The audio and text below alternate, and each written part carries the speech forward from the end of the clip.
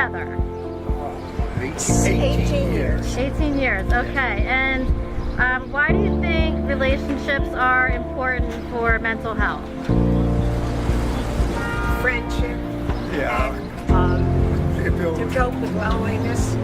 yeah, the ability to do things together and enjoy each other's company.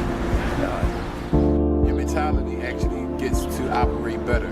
So, your mentality operate better means a better you, means a healthier you, means a longer living you.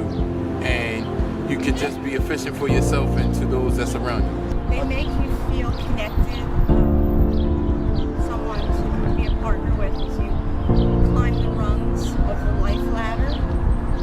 And I would say I'm realizing it now that I'm older and I look at myself in the mirror. A relationship, I don't know what, she doesn't want to look at something like this, but I have enough 39 years with her. I'm able to have her look at not care, but you're lucky to have a spouse. And say again, how many years have you been married? Next week. You look good. I've heard many people say this, that we are human beings, are social. So our relationships really are what have such a big influence on us. And so it's just very important to look at not just somebody in isolation, but also their relationships with others, their family members, their significant other, and often what's happening in those relationships determines what happens in that person's life, how productive that person is, and that person being all that he or she can be. Well, I think that as a part of the human condition, the desire to connect, to be loved, to be seen, I think that's primary for all of us. And relationships, that's the place where we do that. Well, it's becoming more and more documented that relationships are important to mental health. In fact, there was a Harvard study that came out that's been pretty widely circulated, which was a long-term study on the effects of aging. And one of the conclusions was that the biggest impact on kind of a fulfilled, content, and happy life was the quality of one's relationships. How I talk about it is the context, right? The contextual variables.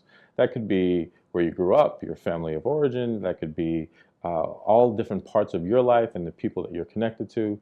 That it's not just looking at one singular way, but it's the system, the whole part of who you are and who you might be connected to. Well, every issue of mental health plays out in relationships, and the quality of the relationship and the context of the relationship affects mental health. So it's truly a system. If you were depressed, it affects your relationships, and the quality of the relationship can affect how you feel about yourself.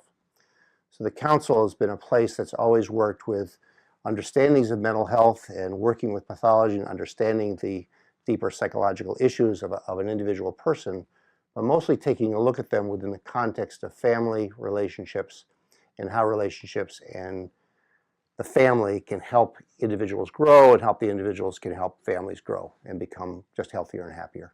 So for therapy to be successful, a therapist must have that perspective to not just work with the individual, but the individual is never isolated, but to understand the individual from their historic and developmental relationships and from the relationships that are currently in their lives, and then their individual challenges within that. Context of the family, understanding that no individual works in isolation. And